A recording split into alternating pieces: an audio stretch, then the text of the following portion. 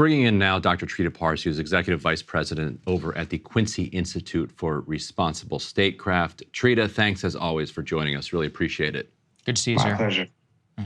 Wanted to talk to you about something that that you flagged, which is that the head of the IRGC, Hossein Salami, came out, and we can put this element up from Trita here, came out explicitly saying that we have decided to create a new equation with Israel. The equation is that from now on, if Israel attacks Iranian interests, basically Iran will attack Israel from Iranian soil, kind of moving beyond the status quo of deploying various proxies around the region, or not necessarily even deploying the various proxies, but sort of taking the leash off them a little bit. Because I think what people think that, and I'd be curious to get your take on this, people think that it's a relationship where Iran instructs its proxies around the region, okay, now I need you to attack. Whereas I think it's more realistic to say that those proxies are actually much more militant and radical than the Iranian regime itself. And Iran is constantly holding a leash on, saying, no, do not, please do not. And when they do want an attack to happen, they let the leash out a little bit and say, okay, you know what, actually, go ahead. You've been saying you want to hit that base? Go ahead and hit that base. Curious, first for your take on that, but then also for your reflection on what it means that Iran is now saying, forget all this, we're coming straight from Iran from now on. So your description of Iran's relationship with some of these militias, I think, is true for some of them, perhaps less so for others. I mean, Iran has helped build up a network of various militias throughout the Middle East that all are sharing an interest with Iran when it comes to a larger vision for the region. Some of them may not be ideologically aligned with Iran in a religious sense, but nevertheless, they share a larger perspective, which is that many of these Arab regimes are allied with the West. They're there to serve the domination of the West, and the region needs to take its future in its own hand. And as a result, join together to fight this, what they call the occupation. This is why they call it the axis of resistance. Now, some of them absolutely are more hawkish and have their own motivations to go after U.S. troops, for instance. Many of the Iraqi militias are looking for revenge for what the U.S. has done in Iraq, which is not necessarily the motivation driven by the Iranians. In regards to what the IRGC commander said, though, I think the interpretation there is Iran is actually taking this to a much higher level because it's no longer going to hide behind any of its allies, proxies, militias, whatever you want to call them. And what we see here is a clear attempt of articulating a new doctrine for deterrence, meaning that this entire choreographed attack that was clearly designed to make sure that it inflicted next to zero damage on Israel, certainly no casualties, was not designed to start a war, was not designed to actually showcase what limited capacity Iran has, but to actually showcase that Iran actually has extensive capacity. Because remember, the reason why all of these missiles and drones could be shot down is because the Iranians gave the US a 72-hour heads up, even told them exactly when these things are going to be shot. They wanted this to be shot down because they wanted to show that Iran is ready to attack from its own soil. It wants to establish this new deterrence, this new red line, but it doesn't want to go towards a full-scale war. But in that message, there's also something else that is very important that I think has largely been missed. Had it not been for the 72-hour heads up, the United States would not have had time to put itself in place to be able to help Israel, nor the Brits, nor the French.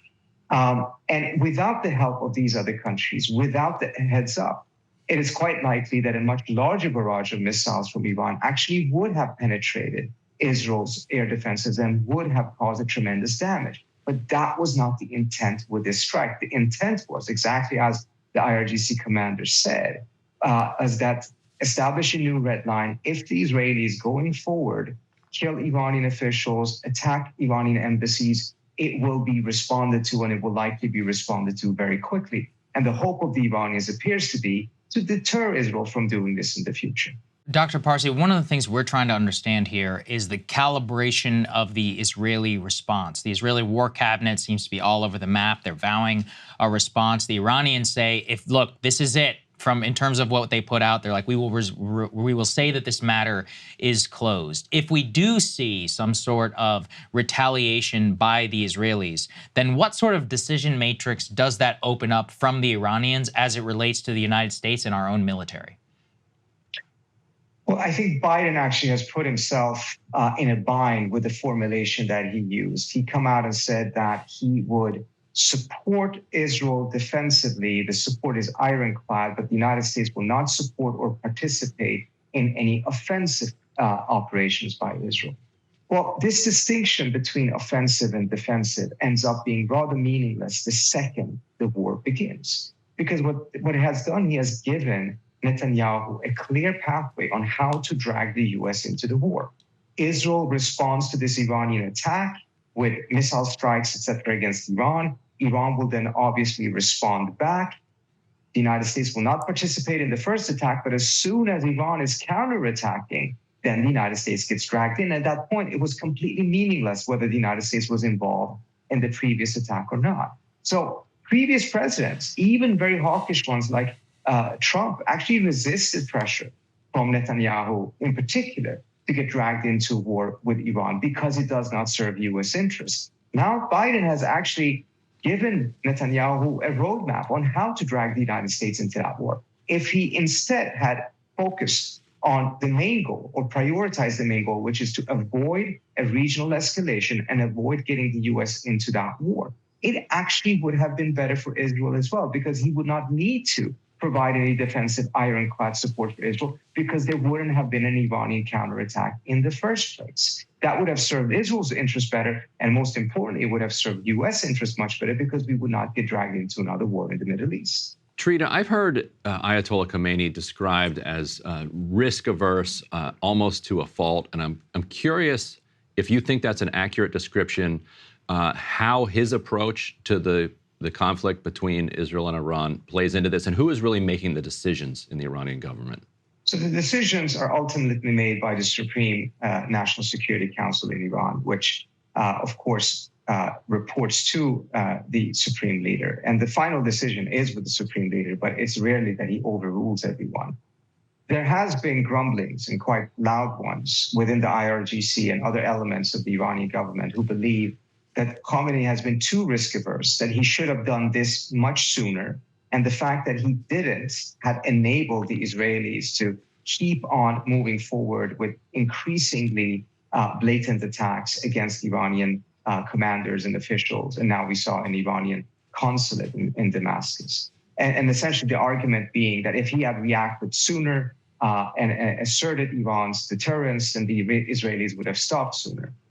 Now, the reason why it happened this time around, I think, is because this attack against the consulate was the final straw, and it also violated a clear red line because it was an attack on Iranian soil. The Iranian response at the end of the day was also a clear violation of an Israeli red line, because the Israelis had said that they had implicitly messaged that they would not have responded if the attack did not come from Iranian soil. But now it did, and not only was it using cruise missiles, it was also using ballistic missiles. So it is clearly risky, but nevertheless, within that operation, it was designed to make sure that it didn't cause any damage. Because if the Iranians wanted to cause damage, there was no reason to give any heads up to Israel or to the United States, and not less, a 72-hour heads up. The last thing I wanted to ask you, sir, in terms of the geopolitics of the Middle East, there's a lot being made here in Washington of the Jordanian, allowance of the U.S. and Israel to shoot down projectiles and drones over their airspace, of the Gulf Arab involvement as well. Can you break down some of the dynamics of that? Will there be lasting effects? Can we expect that to be some sort of coalition against Iran? How do we make sense of it? I don't think that's what it is pointing to. You're right to ask the question, though, of course, because the other countries, Turkey, etc., did not allow the United States to use their airspace for this. Jordan doesn't have much of an option. Jordan is completely dependent on the protection of the United States. And it's clearly not a particularly popular decision amongst Jordanians either, mindful of how angry the population is with what's going on in Gaza and what they perceive to be Jordanian and broader Arab impotence towards Israel. But I think the Jordanians are trying to defend it by saying at the end of the day, they have to assert their independence and not allow Jordan's airspace or territory to become an arena for a confrontation. The question is, if the Israelis now begin attacks against Iran and fly over Jordanian airspace, will Jordan shoot down those missiles as well? Or is it only Iranian missiles that will be shot down? I noticed from some Chinese news sources, they were arguing that the Iranian attack on Israel was only made kind of possible and necessary by the United States blocking the United Nations Security Council from condemning Israel's attack on Damascus. When I first see that analysis coming, I'm like, really, just a condemnation is all Iran needed and would have stepped away from that. But I've seen it kind of so frequently and with so much, the velocity in those spaces that it does seem like the U.S. willingness to block condemnation did actually give Iran more incentive to go ahead with a more robust response. But I'm curious for your take on the relationship between those two things. It's not clear whether a condemnation by the Security Council would have prevented this. And we will never know, essentially, because it was blocked by the US, France, and the UK. But I pointed to a previous example that is very similar in some ways, because you had a situation in 1998 in which the Taliban took Mazar-e-Sharif in Afghanistan. They executed a very large number of people, but they also attacked the Iranian consulate. And they took 11 Iranian diplomats and executed them as well. The Iranians mobilized on their borders. They were ready to go to war. They didn't want to go to war, however, because there was nothing to gain from actually going into war with Afghanistan, a lesson that perhaps the US should have also taken to heart. But nevertheless, they felt a strong expectation that they have to respond given this very blatant attack on their territory through the consulates. They went to the Security Council. I worked with the Security Council at the time for the Swedish permanent mission. Sweden was the president of the council in that month. And they demanded a very strong condemnation by the council. And that was provided. The Swedes orchestrated it and made sure that it was a very, very harsh reaction by the international community for what the Taliban had done. And that very strong reaction ended up being the exact face-saving excuse the Iranians needed not to go to war with the Taliban, which they avoided. Now, the parallels are very interesting. Once again, the Iranians are not looking for a war, but their consulate was attacked, their personnel was killed. But the difference this time was that there wasn't a strong condemnation because of the blockage by the US, the UK, and the French. Now, again, we don't know for certain if the parallel would have worked out, but I think it's interesting in terms of the role that the US's defense of Israel and political protection plays here.